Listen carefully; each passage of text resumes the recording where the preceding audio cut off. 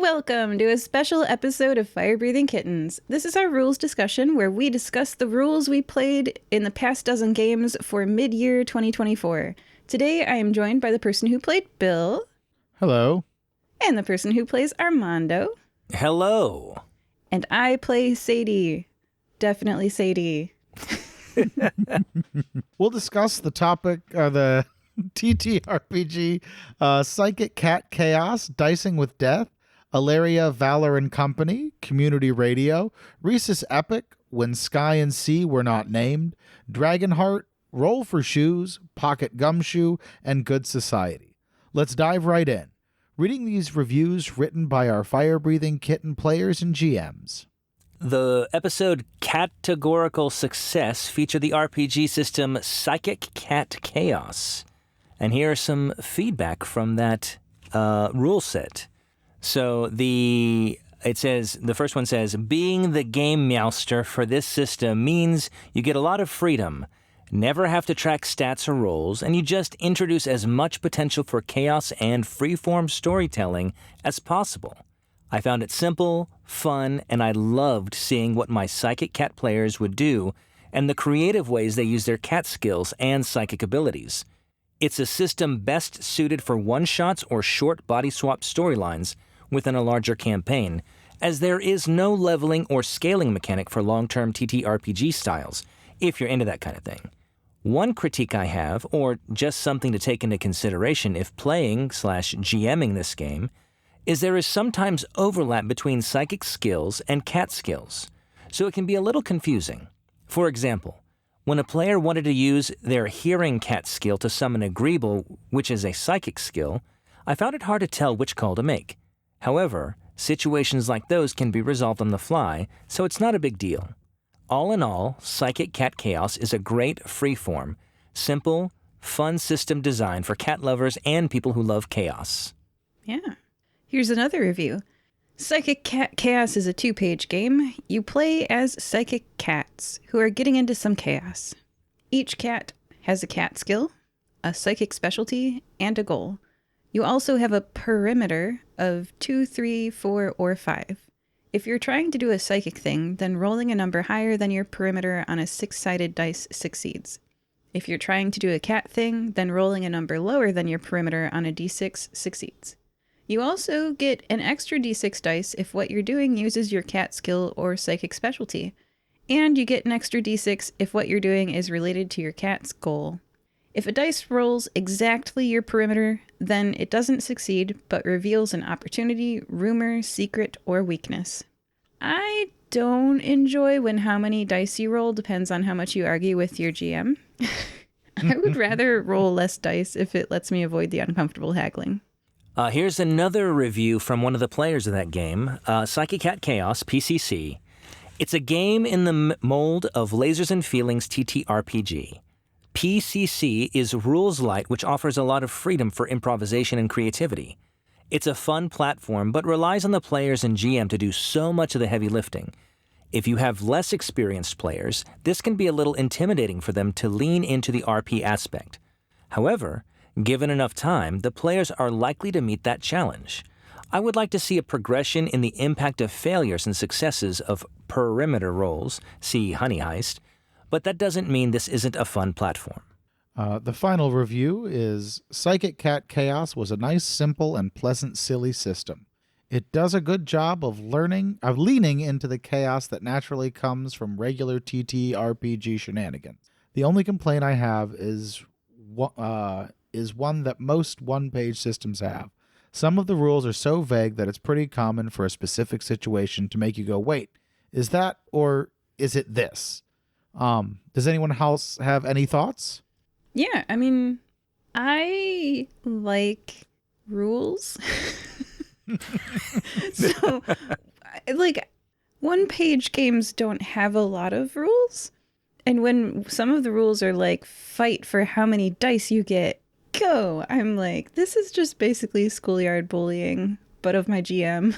So I don't know. I like games with rules because they help me get along better with my friends. So that's how I felt with like stuff like this, where it's like, do you roll an extra dice I was the problem player who may have wanted to listen for greebles and use all of my dice, my hearing and my psychic dice, so that I just felt bad about bullying people to get to use more dice. I would prefer lasers and feelings over Psychic Cat Chaos because lasers and feelings is just like you roll one dice, the end. Mm-hmm. Yeah. Yeah, I'm not a fan of games that pit you against the DM. That Yeah. I feel like it's like as a DM, I want you to roll as many dice as you feel like you should roll. So I feel like if I was the game meowster of that game, yeah, sure, whatever dice you want to roll, that works for me. Yeah. And then you have the multiple probability, though, of someone rolling 3 dice and trying to get like a 3. Like, they're going to do it. Yeah. Yeah. Then they succeed on every roll. Yeah. Yeah. So what is the next system? All right. Well, the next one is features the system Booty Behind... Oh, I'm sorry. The episode name is Booty Behind Bars, and it features the RPG system Dicing with Death. One person said, I really enjoyed DMing and playing in Dicing with Death. I usually stay within my Monster of the Week comfort zone, but I could really see myself continuing to use this game. Now I just need to get a little more comfortable and memorized, which should happen quickly. Any other thoughts? Sort of contrary to what we were saying with Yeah. Chaotic Cat. Psychic Cat Chaos. Psychic Cat Chaos. Dicing with Death, I feel like I haven't played it yet, but listening to it, it's more of a negotiation than a fight, I guess. It's not exactly he's granting it to you. It's like, okay, what you're saying makes sense, and I feel like Dicing with Death does a good job of facilitating that. I agree. I've played that one in the past, and there's a good give and take. I think it's designed to help. Like, I'll let you do that if there's a condition associated that balances it out, and you're like, okay, we all agree, let's roll, Yeah. and then boom, you're in. Yeah, and then it like ramps up the stakes. You're like, I'll give you that if you give me this. We're talking like 3, 4, 5 D6s, and it's like it's building the drama for like, okay, but if you get this wrong, I'm gonna chop off your leg. Like, whoa, how did we get here? This escalated quickly. Yeah, that's a good way to argue with your GM. Yeah. Mm-hmm. It's like a collaborative arguing. Yeah. With more and more at stake. The way I viewed basically all TTRPGs, it's cooperative storytelling. And Dicing with Death kind of gets the mechanics out of the way a little bit. And for me, I really want to play it as soon as I can with you guys. It seems like the system gets the mechanics out of the way to let you cooperative storytell in a really cool way.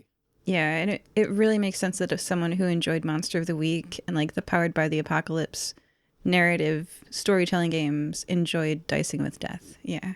Mm-hmm.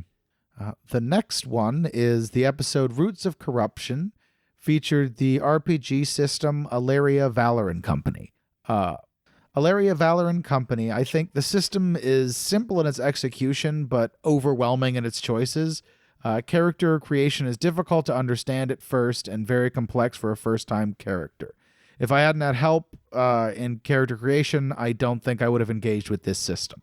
Another player mentioned Alaria Valor and Company was a little intimidating at first, but so was Dungeons & Dragons 5e when I picked it up.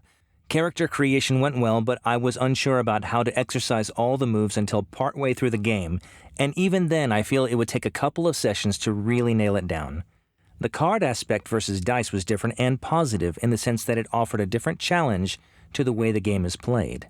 Another player said, Alaria Valor and Company has a pretty unique design to it. Being diceless, using playing cards is a fun twist, but the no cards or dice with combat is very unique. I found playing that the combat was almost mechanical. The system is designed to just compare stats for different parts of the character, their talents, the armor they're wearing, and a host of other attributes. It gives the impression of being a crunchy system. It tries to emulate some real-world type effects and consequences of physicality and capability of equipment. This is pretty well thought out, but the actual play, the combat felt too mechanical and so less fluid. that the role play and skill check tasks were superior to the combat, and it felt more rewarding to go as we pulled cards, and even the fails lent to the story. The combat was simply an exercise in planning and didn't feel cinematic in any way. I would consider trying to bring some random elements to the combat. I think even the opposed check mechanic using deflection and aim could potentially be a lot of fun. As a side note, the book uses the term identify as both a core capability and a verb, to the point that it got confusing. Suggest naming everything that can be considered a skill or a trait be named so as not to coincide with the language used in descriptions. There were interchanges we didn't have with a natural solution, and granted, the GM was just making the rules, but you want the game accessible to new and older players. Gotta cover them holes. Yeah, that's a good review. Here's another one. Alaria Valor and Company is one of the rare game systems that doesn't have any randomization in combat. When attacking, characters have an aim number, and that aim number determines the things they can hit. Characters have a lower and upper deflection threshold for defending against incoming attacks. An attack with an incoming aim that meets or beats the lower deflection threshold hits and deals normal wound damage. An attack with an incoming aim that meets or beats the upper deflection threshold deals a critical hit. Critical hits deal twice the normal wound damage and also 1 extra pushback of force. Because there's no randomization or rolling during combat, it goes really fast, with the major variables being what you choose to do on your own turn and how you choose to attack and defend. Some examples of standard action choices you can make are: you can double swing, which deals 2 weapon hits, or you can aimed strike, which increases your aim but only does 1 weapon hit. Or you can advance, which lets you move your movement again but only does 1 weapon hit. You can also react to take actions on the enemy faction's turn by spending focus points that refresh at the start of your turn. Some example reactions you can choose to do on your opponent's turn include ducking and covering to increase your deflection against ranged attacks, dodging, blocking, relocating, or playing dead. I do love that there's an official playing dead mechanic. Yeah, right. The skill checks in Alaria Valor and Company use a deck of cards and are really fun and different. You name a suit and then draw as many cards as you have in the skill. For example, if you have 3 in a skill, you'd name clubs and you'd draw 3 cards and hope you drew a clubs card. So that concludes my quick overview of the mechanics. Here are my thoughts about Alaria Valor and Company from a big picture perspective. First, I'll make an analogy. There is this saying that I've heard said about Magic the Gathering, which is that part of the reason it is so popular is because the land mana system lets people have a tangible excuse for why they lost, other than their own lack of skill. They can say to themselves, I lost because I didn't get the land I needed. Or, no worries, opponent, you did great. If only you'd gotten the land you needed, you would have been really strong against me. Good game. GG. Without the land mana system, Magic the Gathering would be a lot less random and probably a lot less popular. It turns out that randomization is good for making a person feel like it's okay to make mistakes. In Alaria Valor and Company, I felt tempted to optimize, and I let that slip out in what I said out loud. I regretted after the game advising people on things they could do that would be better than what they had thought of during combat. After the session, I thought to myself, you're doing TTRPGs wrong if you're suggesting how people play. Whoops, don't do that. But in a game with no randomization, it's a lot clearer what the air quotes best move would be. It was too easy for me to say advice like, you can hit that enemy if you use the advance action this turn, which takes away all their personal choice and player agency. It is not fun to play in a game where one person is telling the other people what the ideal action for them to do would be. I have definitely been in that situation before, and now I avoid it. So I cringed about giving optimization advice afterwards and wondered why I said it. I normally don't have that temptation with other TTRPG systems.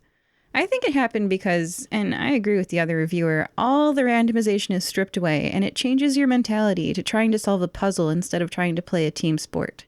Alaria Valor and Company is like chess or the video game Fire Emblem, where there's definitely a right and a wrong thing to do. And if you take a less than optimal path, it's purely from your own lack of skill. There are no other excuses. I guess that's true about all tabletop role-playing games. But Like the land mana system in Magic the Gathering, randomization lets us mentally excuse ourselves for our less than optimal plays. I'm not trying to be fancy. I guess at the end of the day, playing TTRPGs could be called basically playing Barbie with one another for the roleplay aspect, and playing chess with one another for the combat aspect, sure. But there's a difference in mentality for how you approach a problem when you're solving a puzzle versus when you're playing a game. When I solve a puzzle, I want to redo it to see if I could complete it more optimally in fewer steps. When I play a game, I want the emotional ups and downs of like a sports team scoring a goal or the star kicker missing. They're different ways to have fun. Overall, the combat in Alaria Valor and Company felt more to me like puzzle solving. Like how in Fire Emblem there's an optimum way to clear this level than other TTRPGs because there was no illusion of randomization. Is that good or bad? I'm not sure. And I want to play this game again to explore it more, definitely, for sure. Okay, so that's that. Changing topics. Here's my comment about Alaria Valor and Company's rulebook. I'm sorry this is dragging on. It's end soon, I promise. You're doing great. No need to apologize. That's what we're here for. That is why this is a different episode than all of the other episodes. Okay, the rulebook. Here are some specific examples. Below the armor table, there's a list of terms defined. What the words duelist and heavy mean when they appear on armor. It would be helpful if instead of the game creator writing, and I quote, heavy, as per the weapon feature, it would be helpful if they instead wrote the definition out. For heavy, that's, quote, when the weapon is used to attack or block, it costs one more focus to use. The penalty from using multiple heavy objects does not stack. That was not much longer. If the creator is going to refer the reader to a previous page, you could, tell us what page that is, page 89. It was not enjoyable to search the rulebook for the weapon feature heavy to find what page it was on. The rulebook could also benefit from adding a dictionary at the, and this is like me on, just record me saying this once. Repeat it for all the games. Please add a dictionary at the end of the book that defines all the terms, and an index, which is when every page the term appears on is included in its dictionary entry. If you're making a TTRPG and your rulebook doesn't have that, please add it. It is also useful for players to have a 1 or 2 page turn action reference sheet at the end of the book that lists all the different standard actions, swift actions, bonus actions, and reactions they can choose to do on their turn. If the combat action and reactions were more clearly explained with more examples, then first-time players could pick this up better. So that's my goal here, is I'm trying to make this more accessible. You want people to pick up your rulebook and play your game. The 2-page quick reference I made really helped me. So this ends my thoughts on the rulebook. Overall, I really enjoyed Alaria Valor and Company and genuinely would play this system again once it's finished and the rulebook has been polished, especially if the author included a solo play option. Solo play would be a great thing to add to Alaria Valor and Company. For the author, I suggest checking out 1000-Year-Old Vampire as an example of a fun solo play format. You advance forwards and backwards on spaces where each space is a story prompt. If there was a solo play option, then I'd absolutely love the puzzle-solving aspect of Alaria Valor and Company, and redoing levels to optimize them like I do with Fire Emblem would be really fun. Does anyone else have any thoughts about Alaria Valor and Company? I mean, I think you hit the high points in that last review. For 15 minutes. sure. Well, the one thing I wanted to address is, so does D&D. It has a lot of rules. Number one, a lot of people already play D&D, and they have people willing to bring them in on it. You have a DM that will guide you in. Yeah, they don't actually read the rule book. No. But then they also have box sets that are like, if you've never played before, here's a really dumbed down version to get you into it. This had no dumbed down version, that it's a couple 100-page rule book. And I know it's in development, it's going to get polished, but it's a slog to get through that. And there are so many choices and so many options that as a player, there is absolutely no way I would have engaged with this game if the GM hadn't taken, what was it, like an hour to help me build my character? And even then, like when I was playing, I was like, well, I don't know if I would have done it this way. That the one thing this does have going for it, if you have a player who rolls a mysterious amount of nat 20s, this takes that out of it. That for the power gamer in your group, because I think we've all played with that one character that's like, really another nat 20. Mm-hmm. That this game cuts that out. So if you don't want to argue with your players during combat, this is a great way to do it. That it's mechanical, there is no rolling, it's moving people around in tactics. So that's one positive thing about it, I would say. Yeah. That, I hadn't thought of that. That's a good point. You're too trusting is why. My policy is I figure if somebody's like gotta lie about their dice, they've got more problems than me playing a game with them to fix. Yeah, that's true. I let them have it. I don't know. Me too, usually. That I play with a couple of people that I know you don't get that many high rolls, but we're all having a good time. And quite frankly, as your DM, I'm going to adjust for that a little bit. Whoa. Whoa, challenge. Yeah. But honestly, if this was a solo play game, I would play it like it was Fire Emblem. To redo a level. Have you guys played like Gloomhaven and board games like that where it generates a dungeon and then you like go through it? Yeah. I like Gloomhaven's a lot of fun. Oh, yeah. Betrayal at House on the Hill. Yeah. Where it's almost like different every time you play it because of the random generation procedure of the game itself. For Betrayal at the House on the Hill, imagine if Betrayal at the House on the Hill had the Alaria Valor and Company mechanics, and you could like attack and block and defend and play dead officially, mechanically play dead. Like that'd be fun as like a solo play to just, I don't know. But as a group game, I was tempted to boost my allies' competence with advice, and that's not fun. I think if you had a regular game that you were playing with your friends every week, this could be a really fun game to do. Like you said, the replayability of, building different dungeons and kind of running through it. I just don't think it works well for the Firebreathing Kitten model of one-offs and a rotating cast. That True, yeah. The time buy-in on this, you've got to be committed to playing this game for a while. Adding a quick start increases the number of people who will pick it up for a week for sure. And I was the GM that episode, so I made like a 2-page rules summary. That made life so much easier as a player in that game. Yeah, hey, Yes. game creator, you could include that. Yeah, I think that or profiles for sample characters like they do in some other games. That would be very easy to at least model, I'm going to do it like that guy or that lady or whatever. Yeah. Some games come with a whole PDF file of like 7 example characters. I think No Port Called Home had like a whole... I found one at the right level that I was like, hey guys, build it at this level. Here's an example character at that level. Bam. Solved. And Ironsworn is an example game that has the 2-page summary of the rules. That was so helpful when I was learning how to play that. For sure. Okay. All right. So sorry, this has taken 25 minutes. No problem. Let's move on then. Let's see. The episode Nikamoy Frequency featured the RPG system Community Radio. One of the reviews is, Community Radio is a great game for telling the story of a community rather than individual heroes or parties.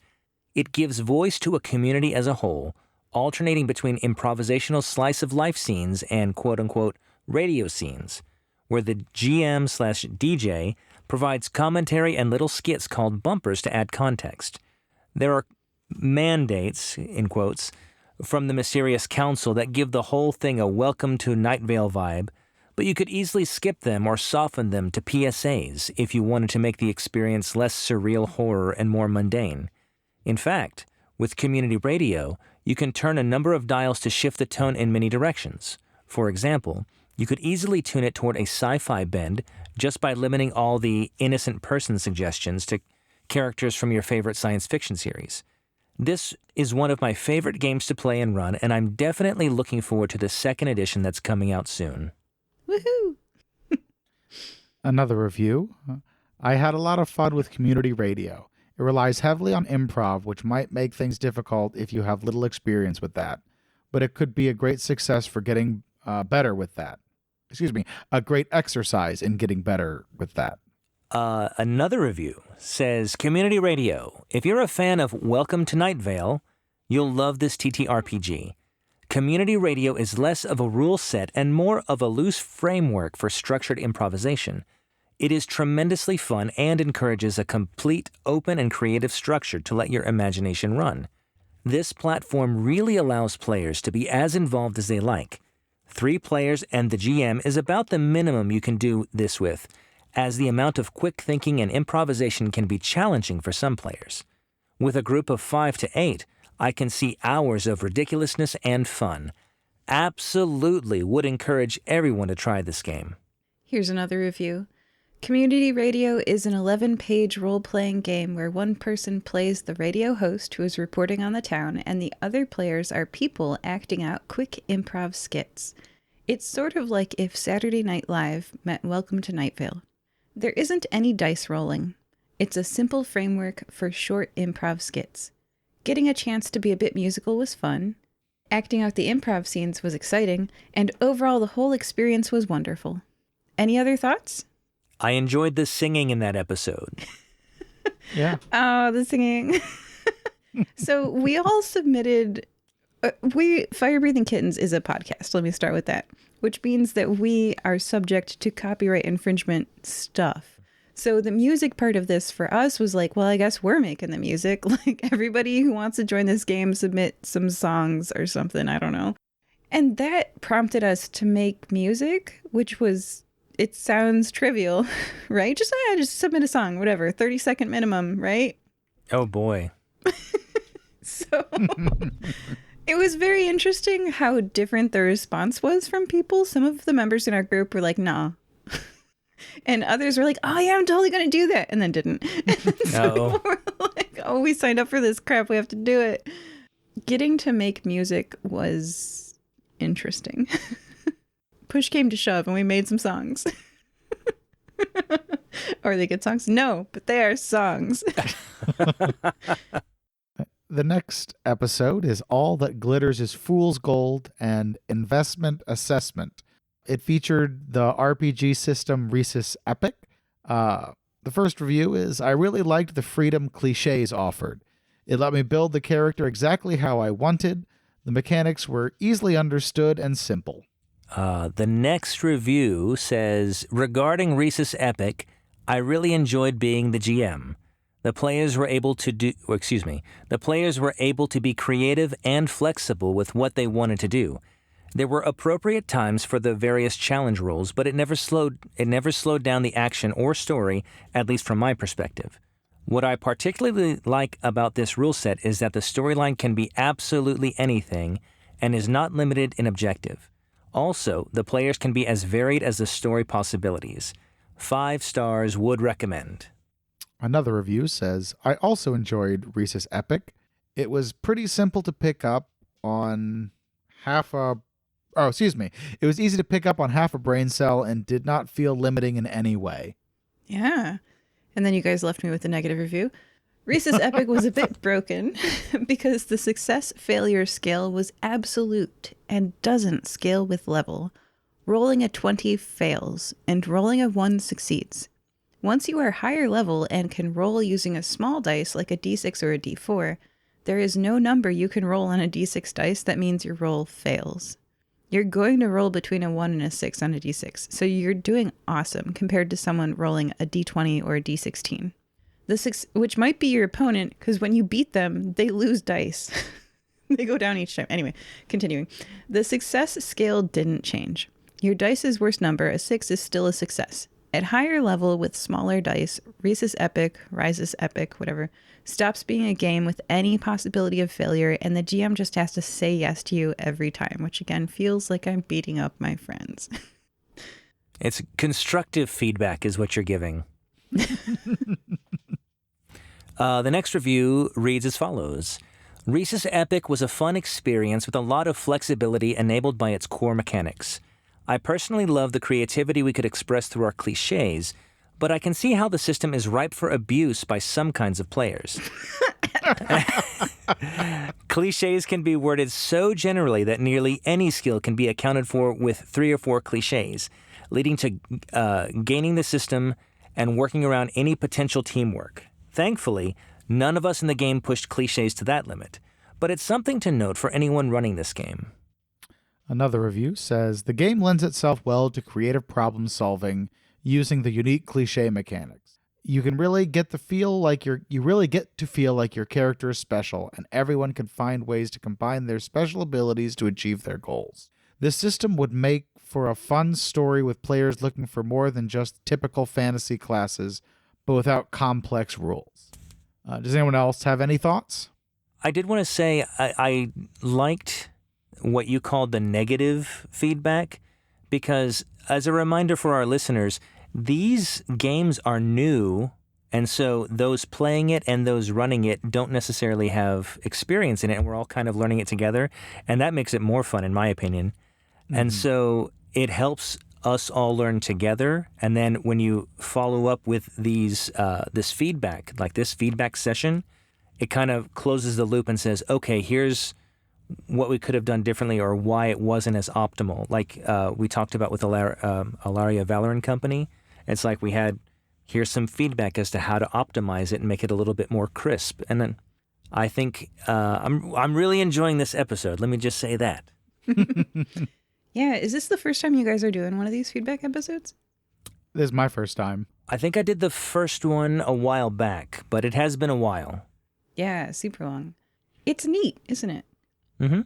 All right. Well, let's move on to the next RPG. The episode Tales of the Wind featured the RPG system When Sky and Sea Were Not Named. This review reads, When Sky and Sea Had No Name is a super interesting setting and deserving of the obvious love that the designers have put into the game. My 2 cents are with a bare amount of experience in the game, picking it up and drafting a character for a one-shot type adventure, so take this with appropriate salt. First, the website with the hyperlinking and guided mode is much more user-friendly than the PDF. I would consider trying to get the PDF to emulate the functionality of the website. This is minor, but everyone agreed the website was much better than the quote-unquote book. Second, when expending experience, the notations for the prerequisite was equated to a puzzle game. There is probably a much simpler way to present that concept. I think you... Wait, I gotta interrupt this reviewer. Go ahead. Okay, all right. I pestered the person into sending us a PDF, so I don't think a PDF actually exists. Like, some of these game creators are like, please play my game. And I'm like, I can't play it running off a website, because if your website goes down, we are screwed. You got to send it to us as a PDF so that we have a static reference. And they were like, but it doesn't exist as a PDF. And I'm like, export it or we're not playing it. So like, this review is my fault. Anyway. So you bullied them into it. It's my fault. Just keep going. All right. It doesn't exist as a PDF, but it should. That's my point. Make your game exist as a PDF so that people can just save it to their phone, you know? Okay. But I have the internet on my phone. I can access the website on my phone. Yeah. Why do I need a PDF? That works until it goes down. And it went down mid-session, and this person was trying to access their abilities, and I was like, no. Okay. Oh, no. Yeah. All right. To continue, I do think your recovery needs to be outlined better. Under rest, it talks about recovering spirit and stamina. And it talks about life, but makes no mention of guard and awareness. And it took a bit to find the option for that. Considering it comes back on skipped actions, it could be assumed that 1 hour rest would recover those. We did notice that while the PCs had a scaling system, that the monsters didn't really have that. And a PC who played like once a week for 6 months based on the scaling given would be pretty high above even the most dangerous monster. So some thought on that later game scaling could be good to advise on, or perhaps expand on.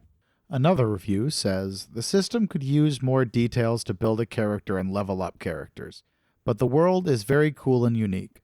The creatures and locations were fun. The mechanics don't lend much to skills outside of combat, however. Yeah, that is kind of interesting that we play some of these games at 0% power level in January, and we play some of these games at like 70% power level, like towards the end of the year. So we almost don't encounter any issues with level ups in like the first few feedback sessions of the year. And then all of a sudden, like in this one, we're like, hey, level ups were weird. Yeah. Yep. All right, here's another review. The system is somewhat too crunchy for my taste, but the abilities are pretty neat. And the website does make things easier, cough, cough, to reference, cough, cough, cough. However, that can be a problem with some groups. However, like many RPGs, most of the abilities focus on combat and can require the player some clever workarounds for non-combat situations. The leveling up mechanics make sense, but require a few read-throughs and are poorly worded. Probably would be a good idea to either reword them or tweak them to be less confusing. Another review says, when Sea and Sky were not named, was a very interesting system with an exciting and unique setting focused on exploration and discovery. The setting really does make this system stand out with its deserted islands in the sky, imaginative monsters, and excessive lore fueling the imagination for all sorts of adventures. The mechanics are on the crunchier side, and as such, the system could benefit from adding clarity and leveling schemes so that it feels more intuitive to set up and play a character. Our group spent quite a lot of time on character creation and had to have a separate session to go over leveling and lore abilities. Combat was more easily understandable and relatively fast-paced, though. Again, clarity on abilities will help make the process smoother. Overall, I really enjoyed this game and will follow its development. Any other thoughts? It was really fun to listen to. Yeah, I agree. Yeah. None of us played in that one. Yeah, this one was set in like a... Floating islands or... Yeah, this one was set in like a floating island, and it was interesting to hear about the monsters that didn't get revealed, like the one that was the wind, and I was like, what is that? And then like I didn't get to find out, and I'm like, I need to get that game and find out. I just want to look Yeah. at their bestiary. How cool. How imaginative. What if the wind attacked you? But not in a tornado way. Yeah. Very cool. All right. Well, the next feature is the episode A Collaborative Effort featuring the RPG system Daggerheart. The first review is, this game is deceptive. It appears simple on generation and picking cards is fun and the cards are engaging. The mechanics leave me questioning choices. The fear and hope mechanic make a game of resource management to an extent that it takes away from the gameplay. The game was all about who had what in fear and hope, and it became like a collectible card game in that it was all about managing the resources. Some of the mechanics, such as damage thresholds and such, make a very complicated system, which will drive people into min-maxing and focus on the mechanics. This is fine, but the intent seems to make a highly role-play-friendly system. These things are not going to play well together. Role-play-heavy systems tend to be rules light, which Daggerheart is not. Even in playtest, it is a heavy system. Also, 2 12-sided dice with critical success is any time you get the same results is actually pretty common. More than that single 20 that people are used to. I think the game has some potential, but will have problems in staying a favorite game. The universal scaling of everything makes it feel that all options are the same, and even limited resource actions do essentially the same effect of unlimited resources. One of my biggest criticisms is that when this game comes out, the sheer number of cards is going to either price drive the game out of accessibility or force it to make a microtransaction methodology, which may make the game highly inaccessible. Here's some feedback on that review that we got from our Reddit followers. Our Reddit followers pointed out that the publisher has explicitly said that they will publish all of the cards as a PDF that is available for people. So the concern that the reviewer had that the sheer number of cards is either going to price drive the game out of accessibility or force it to take a microtransaction methodology, which may make the game highly accessible. So that concern won't be realized because the PDF will be available for people who can print the cards. So let's big picture. This is Critical Role's RPG. Critical Role is the most successful podcast. We at Firebreathing Kittens have a few listeners. Critical Role has more than 1 million subscribers to their Twitch channel or whatever. I don't know, whatever. A lot. Like, they're the name in TTRPG podcasts. They got a dang Amazon show off it. Amazon ain't knocking at our door. We're not even getting Tubi. Tubi's not even talking to us. So this is the game that is being developed with the support of Critical Role. And they have very kindly said that they will not do microtransactions. They're going to give you the PDF and you can print off whatever cards you need. So don't worry about that reviewer's feedback. It was a subject of much debate on Reddit that we had said that as a feedback. And I just want to say, officially, Matt Mercer will not do that to you. He seems cool. Good on him. So don't worry. There's no microtransactions. But yeah, there's a lot of cards, you guys. So that person's review is very valid. There's a lot of cards. I guess you can only have 5 at once, which helps manage them. But like the first time I built my character sheet, which was wrong, I had like 15 cards. I was like, oh God. It's amazing. At the end of the year, we build high level characters and we really get to see where systems break, which is at high levels. And like where they break is like, oh God, I have to choose 15 different things. And as like Bill's player said earlier, when you make 15 different choices to build a character, you're like, help. But at the same time, if this wasn't one-offs, if we were continually playing, it wouldn't be 15 choices all at once. It would be one choice at a time over an expanded period of time, which I think is a little bit different than I'm playing this one shot. Now I have to make this really strong character, and I don't want to invest the time in that. Because even D&D, which I've played for 20 plus years at this point, when I have to make high class characters for one-offs, I'm like, really, guys? Like, do you know how long it's going to take me to make this character and optimize it? Like, come on. You make a really good point. Like, I remember my D&D 5e character that had 60 pages of spells. I had a wizard one time and I just like wrote out all the spells and I was like, these are all my spells. It's 60 pages of a character sheet. Like, so to throw someone into a level 17 wizard would be tough too. Yeah, and of those 60 pages, you probably used like 8 spells repeatedly. Explosion. Yeah, it's true. It's true.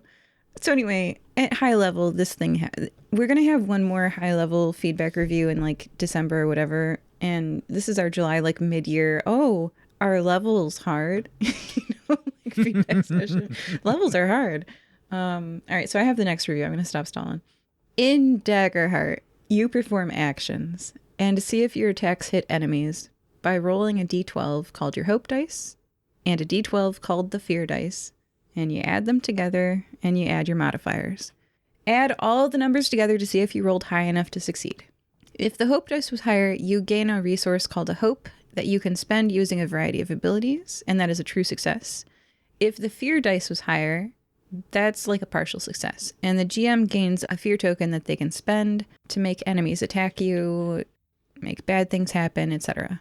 My experience playing Daggerheart was pretty enjoyable. I liked getting to watch a video made by, seriously, like I super want to emphasize this. This feedback's from me. I liked getting to watch a video made by the Critical Role team as an alternative to reading a rule book. Me personally, the more pages I have to read, the more angry I am. So like getting to watch a half-hour video to learn how to play a game was just fantastic. I want that for every game that I learn how to play, seriously. All right.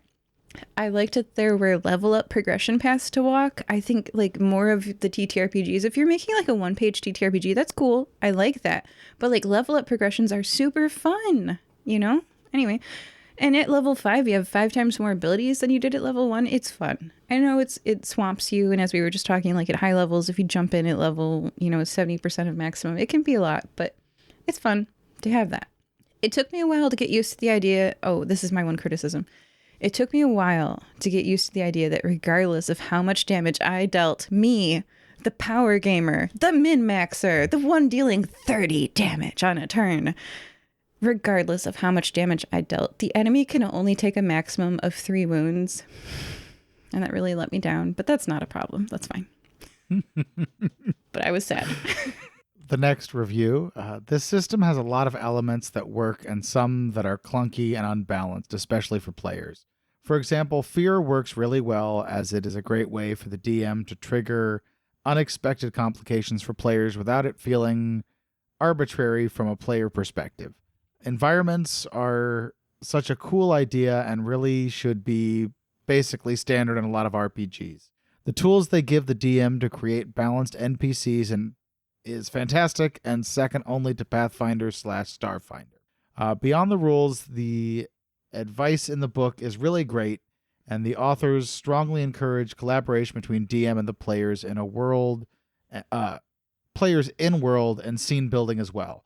This help keeps the players engaged in combat and the story. Explicitly telling the DM they should elicit descriptions for the world around them from the players is something that any RPG should do, and I have already done in other systems. As for mechanics, they can be hit or miss. Hope is an important mechanic, but some players often end up with a glut of hope. While I like the damage/threshold system, adding armor and stress is a lot to keep track of along with hope. Additionally, physical cards are good for the domain ability, but especially at high levels, they can be a bit challenging for players to juggle. The rest of the system also feels quite strong and makes any result of combat short of death too easily fixed. Another review regarding this game is as follows. There were a lot of things to enjoy about this game system. It managed to feel easy to do character generation with the online builder, and the customizable leveling system helps each character feel somewhat unique in their builds. The 2d12 hope/fear rolling system was interesting in creating successes and failures that are more complex than similar games.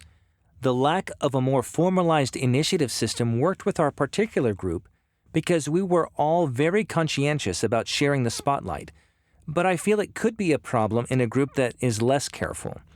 It describes itself as roleplay focused and does not provide for a sharing of creative control, down to a somewhat vague description of how domain card abilities work.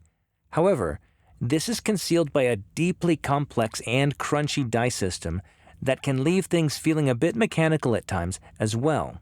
The hope system for activating experiences rather than a more static or regimented skill system was interesting, but it was something that maybe I underutilized.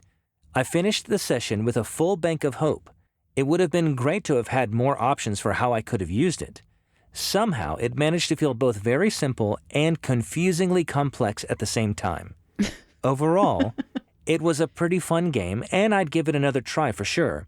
But it would need to be with a group like FBK, where every player is already committed to ensuring that everyone gets time to shine.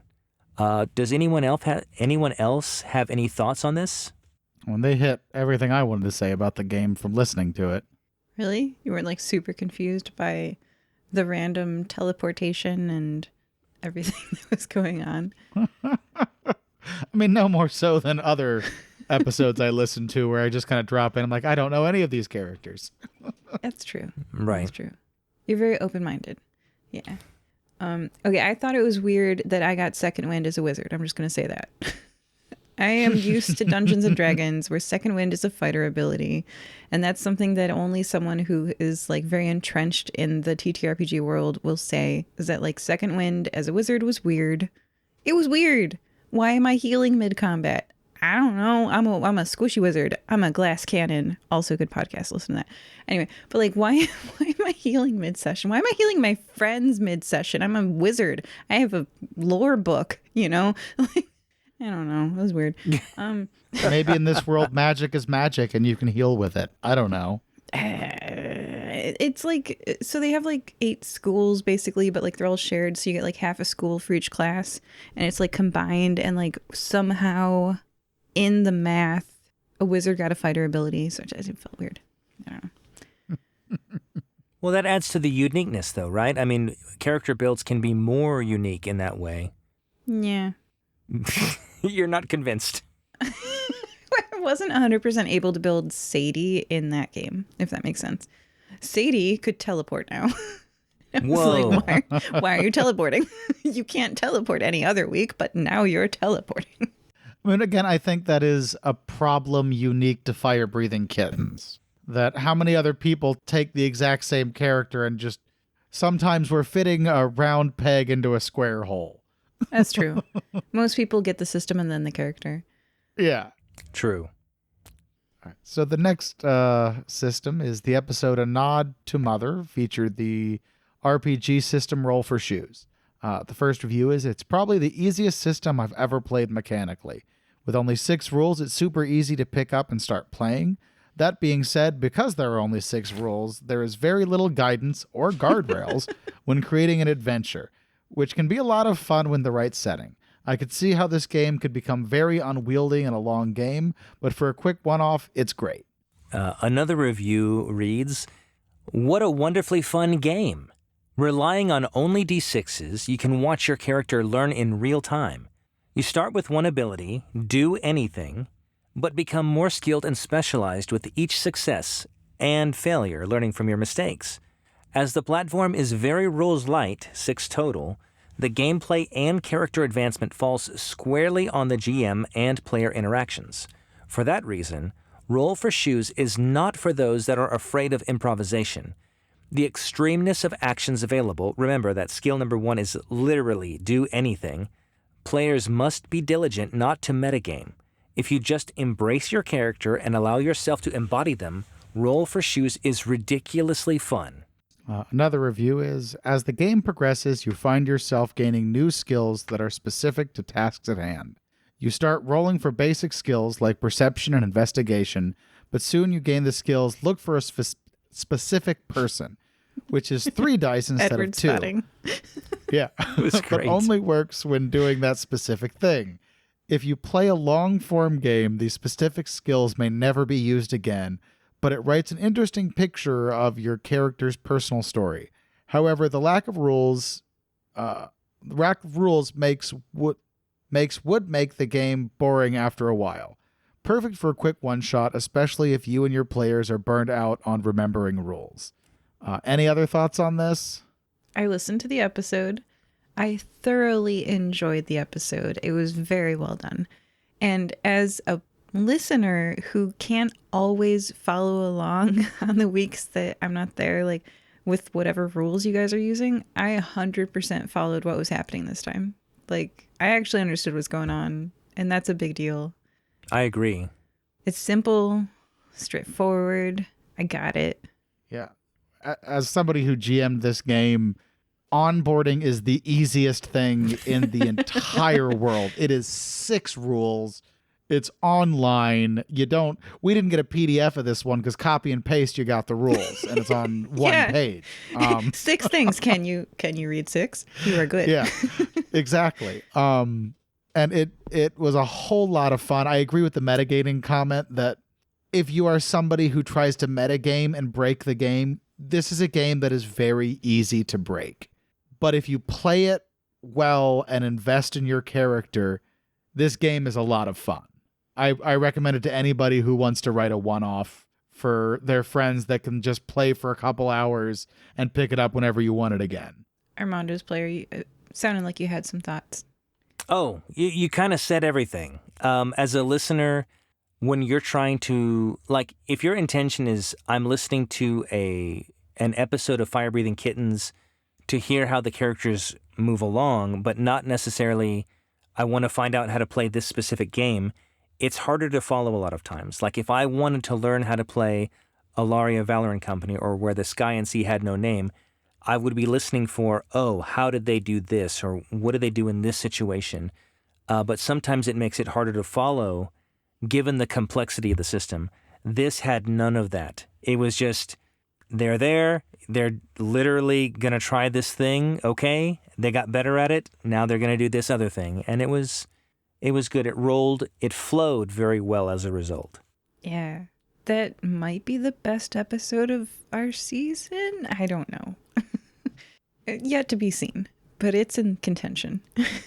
I had great players in that game. I just want to say that. They really bought into it, and I loved it. It was so much fun DMing that game. If my character is listening to this, again, kudos to you guys. You made that game so much fun. It really worked. If you're listening to this feedback and you haven't listened to any episodes, listen to Roll for Shoes' episode. It was good.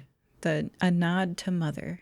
All right. Well, I think that's the perfect transition point to move to the next system. The episode Drinking Your Feelings feature the RPG system Pocket Gumshoe. The first feedback is as follows. Interesting mechanics, premise well explained in the rules and makes absolute narrative sense. Felt very much like an extended episode of NCIS or similar investigative drama. Some of the rules, which didn't really appear on the game, seemed a little overly complex for the type of game, certainly how it played out for us anyway. Here's another review. A system designed for telling investigation stories, Pocket Gumshoe prioritizes keeping the story moving forward by mechanically making the necessary core clues not role-dependent. Investigate with the appropriate approach and relevant competency, or spend a point if it's outside your tagged competencies, and you have the clue and are moving forward. Gameplay tension arises from managing the economy of skill points, rolling for non-investigative checks, the risks of combat which our story had limited engagement with, and the potential narrative tension that the GM can seed into the game. I appreciated that the designer baked into the system that a good game should not have a narrative choke point dependent on a roll of the dice. This feels especially important for a game intended for mystery stories. Pocket Gumshoe is definitely a system where the GM and their table need to get a feel for the economy of skill points. It's a good grab for tables that are looking for a system designed around mystery stories and that don't want to get crunchy or technical with the rules. Another review says, Pocket Gumshoe, super fun game, and I really enjoyed it. The mechanics are really straightforward and very role-playing focused. Spending skill points made sense, and so did using investigation points. The looseness of the keywords connected to our investigation technique was interesting and really let us shape the mechanics to our characters. Sorry, I lost my spot. Our game was very heavy on roleplay and investigation, so we didn't really explore the combat or horror elements. And I'd really be interested to see how those play out as well. All in all, it was really easy to understand, an immersive experience. I'd play it again for sure.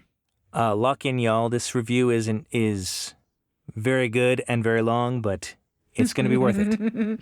I gave one to you too because I had to do one. No problem. I'm ready. Pocket Gumshoe is a rule book that turns the Gumshoe system reference document, I believe, into a playable game. In Gumshoe, you have investigative approaches that let you search for and receive core clues without needing to roll dice or spend resources. This prevents players from being locked out of the mystery by bad dice rolls. You can also have some investigative points that you can spend for special advantages or non-core clues. For example, the players used several of those points to get more information about what's going on in the background with Bonaventura and the Pepperton estate. None of that information is relevant to this mystery, but it gives extra information and sets up some other intrigue in this season. Each investigation gives you 3 tags, which let you specify what kind of investigation skill is represented by that point. Normally, the GM might come up with a set of tags, but I let the players write them out freeform, and was not disappointed by their choices. One player had a lot of overlap in tags, with the same tag appearing as both technical and academic, and I suggested that he could change one set of those tags to something else, because I was extremely unlikely to say, well, actually, you know the academic side of that, you only know the academic side of that, and you know nothing of the technical practice. That seemed unnecessarily limiting, and giving him the chance to change those tags meant he had a broader set of tags to draw from when investigating the mystery. I would recommend other GMs running this game do similarly. Let the players decide on the tags, and suggest they pick alternatives when they have the same tag appearing more than once. Be generous with whether a tag or approach can apply to an investigation situation. Never be stingy with clues. When not trying to get clues about the mystery, characters have general skills, which are used to accomplish other tasks, like chasing someone, engaging in combat, or picking a lock. In these skills, players have a number of skill points they've spent on their skills, which they can spend to add to their die roll. The die is a single d6, and they roll plus any points they've spent, trying to match or beat a target difficulty number. An average difficulty is 3 or 4, a tough difficulty is a 5 or 6, and it is possible to set a difficulty very high, with the assumption that players will spend their skill points to achieve it. In our game, we didn't get into much of the mechanics for general skills. The only combat was a quick confrontation towards the end of the adventure, and the other general skill sequence, a chase scene, didn't really escalate because the players used their resources liberally to succeed. I was clear when using investigative approaches when the clue they were going for was a core clue and didn't need to spend, or when it was a non-core clue, and did they want to spend their investigation point on it? Since the characters have a very small set of investigation points, this gave them hard choices. Pocket Gumshoe isn't really designed to be 100% playable out of the box. The GM needs to decide how many skill points the characters have, and that can be more art than science. In my case, I gave 50 general skill points, and each player had 2 investigation points they could spend. All investigation approaches start at 1 point by default. Depending on whether you're playing an action-oriented game or a horror game, there are guidelines for using health or stability, a mental health mechanic similar to sanity loss in Call of... I can never pronounce this right. Cthulhu. Cthulhu, thank you. And other eldritch horror games. For this episode, the players used physical health, and I introduced a basic quote-unquote magic skill that they could use to represent any non-mundane abilities they might have. This extremely simplified magic system might not work as well for other games, but with players who I know are aware of why magic has limits, I was confident they would all understand how it represents an abstract limiter on magic use. There are still some gaps in Pocket Gumshoe, and that would make the GM's role a little better. NPCs and adversaries are not well defined, and more to the point, the explanation for how to create an NPC and run them is somewhat lacking. There's plenty of suggestions and guidelines for setting up the mystery, but if you need to make the bad guys, it's a little less clear how to do that. That's not just Pocket Gumshoe, though. Many Gumshoe games are a little weak on NPC creation and design, and a GM really has to work to understand how an adversary is built. Overall, I really enjoy Gumshoe, and felt that our episode did a good job of highlighting Pocket Gumshoe as a system. Anyone else have thoughts on this? Applause for that review. Thank you. Like, dude, that's why we're here. Like, that is an awesome review. Mm-hmm. It's so nuanced and it's so insightful. And you can tell that person has so much experience with TTRPGs. That was very, very well done. Thank you. It makes me feel my reviews are lacking. No. They're so short. Variety. Yeah, my 2 sentences. Variety is the spice of life. The whole point is that everyone contributes. Like, that's the point. Diversity is good. So, at least in opinions, feedback opinions, we want to hear everyone's thoughts. But, like, dang, that was a good review. All right. Most of these games, I suggest that we only play once, but Pocket Gumshoe, I think we should play more than once. It's really got a lot to offer. The next one is the episode Telenovela Verde, The Party Gets Real, and Trauma Poetry featured the RPG system Good Society. The first review is, the game is very open and freeform and allows us to move forward the interpersonal relationships with our characters and their NPCs in a way that is very hard to do if we are busy fighting dragons. The downside is that the options are preset and might not really fit your character super well. The next review reads, I've played this before in its default setting of Regency England, which was very interesting then. I wasn't sure how it would play out in Nicomoy with a bunch of adventurers. I thought the difference in vibe between a group of socially restricted nobles and the very definition of socially mobile characters would make it not work so well. However, the push-pull of the resolve tokens is a constant, and they can be used for more active scenes, like the fight with Zadok or the confrontation with Obsidiana, in addition to more socially oriented scenes like the one between Nuch and Alicia. In general, I enjoy the rule systems and thought it worked well for this. When facilitating, I'll keep in mind that less is more when it comes to NPCs and connection characters. There are really 3 types of characters in Good Society: main characters, connection characters, and walk-on background characters that a facilitator or anyone could play in a scene, or simply have them be narratively present. Another review says, it was a fun game and I enjoyed the melodrama and being able to interact with everyone's characters in different ways. I feel like each of us has had a real character development through the session. The resolve and inner monologue system was also really fun. The struggles were around managing 3 characters each, sometimes multiple characters, the same conversation, or talking to each other, and around the sharply defined nature of the character classes as part of Jane Austen's world. Great for Jane Austen fan or a fan of deeply social gaming, but can be difficult to make existing characters or game world fit in the game smoothly overall. Still really fun. The next review is, Good Society was a surprisingly dynamic and exciting game. Fully player-led, which led to all sorts of shenanigans. There we are. Really liked the simple mechanism of the tokens to resolve in-game decisions and controlling NPCs with a group who gifted a lot of agency to each other, made for really compelling Jane Austen-esque short story arcs. It was difficult to achieve the goals you select at the start, but do you know what? I didn't care at all. Putting out the little metaphorical fires that started was a lot of fun. I'll definitely pick this up again, and I didn't think I would be saying that given the theme. Hear, hear. Here's another review. Good Society is an unusual tabletop role-playing game where the game master doesn't have to prep anything. Instead, the players drive the plot by role-playing as 3 characters per player. Players create 1 major character and 2 connections, and then swap, so everyone's playing their own major character and 2 connection characters created by their fellow players.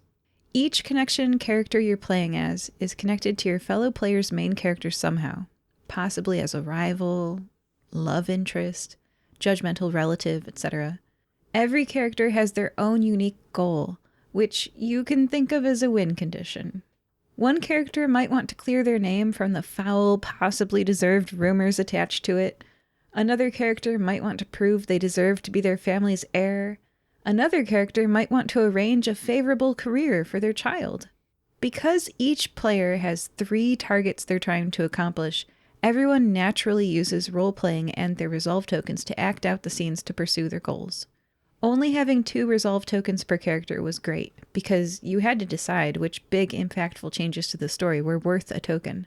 The monologue tokens spiced up the game by getting a character to admit the truth. My one reservation about recommending Good Society is that the rules don't need to be 300 pages long to convey their meaning. I took notes as I read the rule book and made my own rules mechanics summary that fit the 300 pages of rules in about 4 pages. So if the creators want to add a rules mechanics summary, that's definitely something I myself was looking for and did not find that might help others too. Providing a smaller option to read would open the gates for new players who want to try Good Society for the first time but don't want to read 300 pages. Rules mechanics summaries are helpful. You guys, just record me, put me on repeat, add an index, a glossary, and a rule summary. It's like all I say. Anyway, I'll keep going. Yeah, this review's from me. Whatever. Rules mechanics summaries are helpful. Overall, Good Society was very fun, and I can see why this is an award-winning rules system. Would recommend, would play again. And I would like to see more versions of Good Society for different settings, not just Jane Austen. There's no reason to limit this to Jane Austen. There could be like themed desire card decks and roll sheets for all sorts of settings. And like when I was typing this, I started like listing settings, and I was like, Pirate Good Society, like, Wild West Good Society. And I just like kept listing. Then I was like, stop. That's my point. There could be so many Good Society, desire, and relationship cards. And like these decks, you could sell them, and like I started like capitalisming on it, and I was like, oh, you could sell this. Like, have you guys ever seen those small decks in most like gaming stores for the expansion decks for like I don't want to name the game because like I'm picking on it.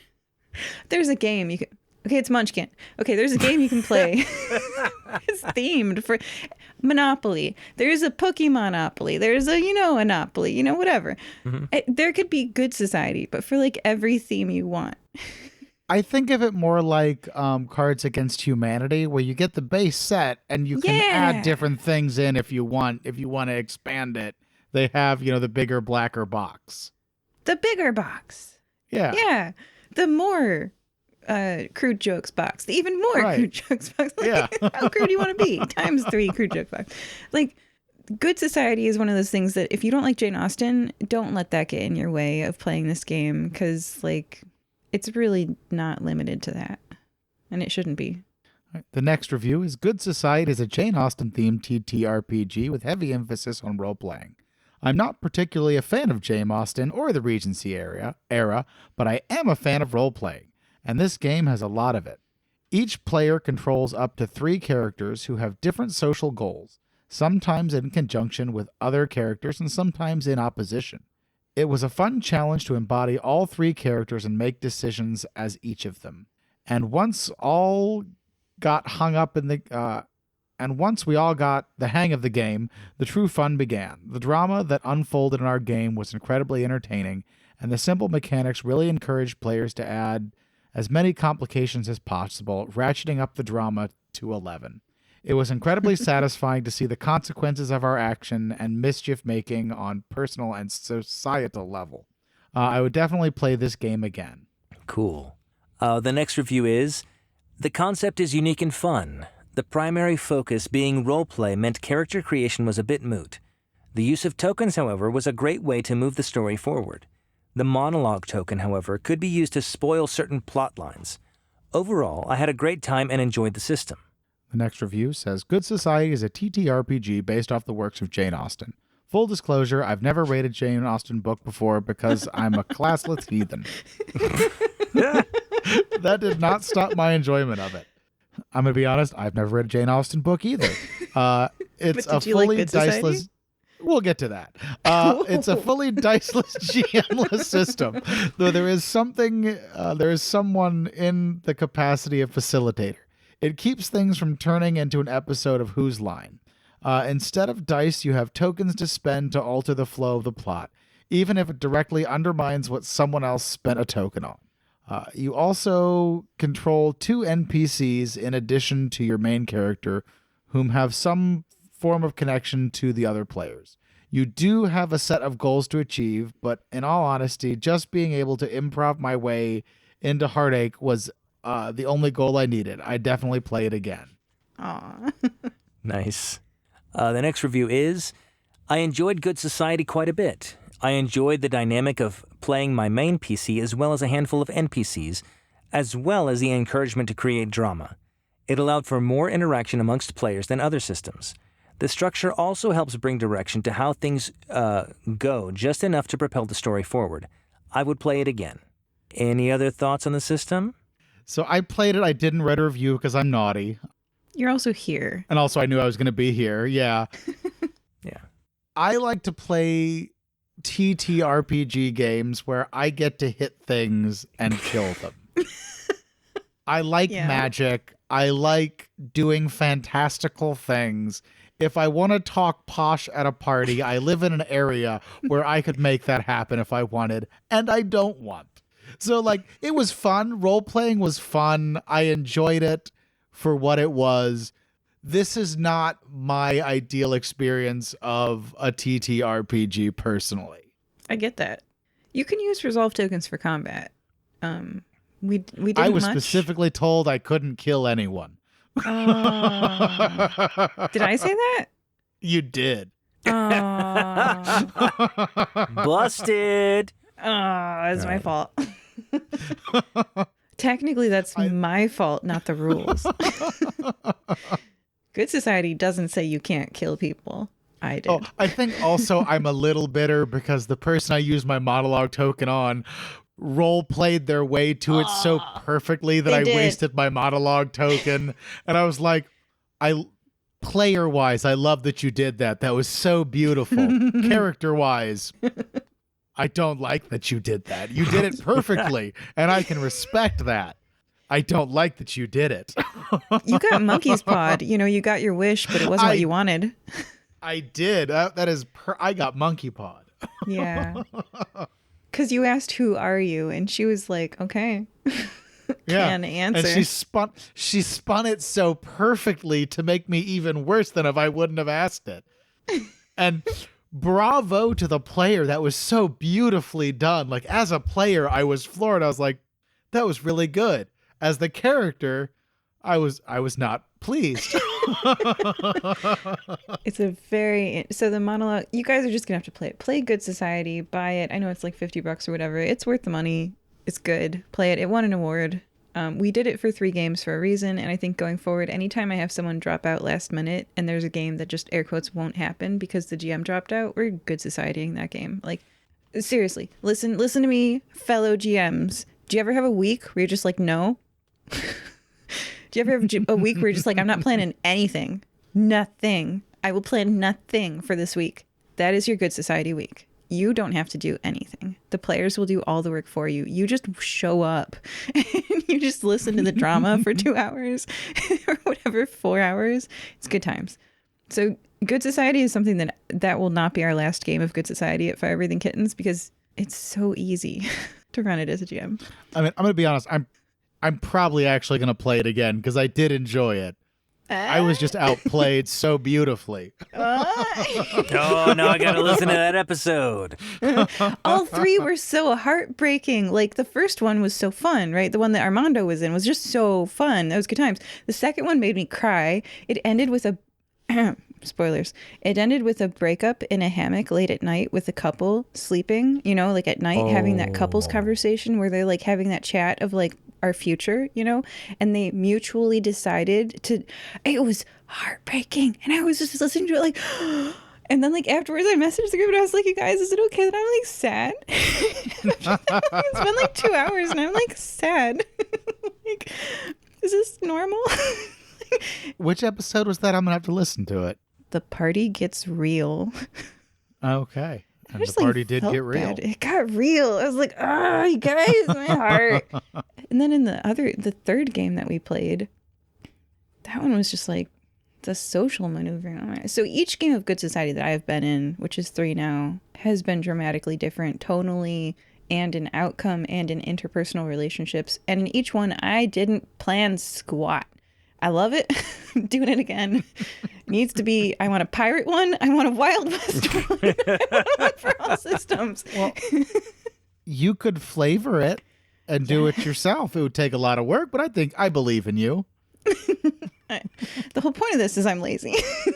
But I'm just saying to the Fair creators, point. more desire cards. The one thing everyone says is that fitting it to their character is really dependent on whether or not you find a desire card that fits you or not. So like more desire cards. Do you know what would be so much fun? The work of Samuel Clemens. Like Huck Tom Finn, Sawyer the and that desire card. Huck Finn. Yeah. Yeah. Wouldn't that be great? It would be fun. We are already monetizing this for you, creators. We want you to create the product. We will market it. And then we'll play it I on would our buy it. podcast. We'll play that version here. Yeah. Send it to us. We'll play it. We will. All right. So, I'm going to list off the games. Think about these and tell me what your favorite was.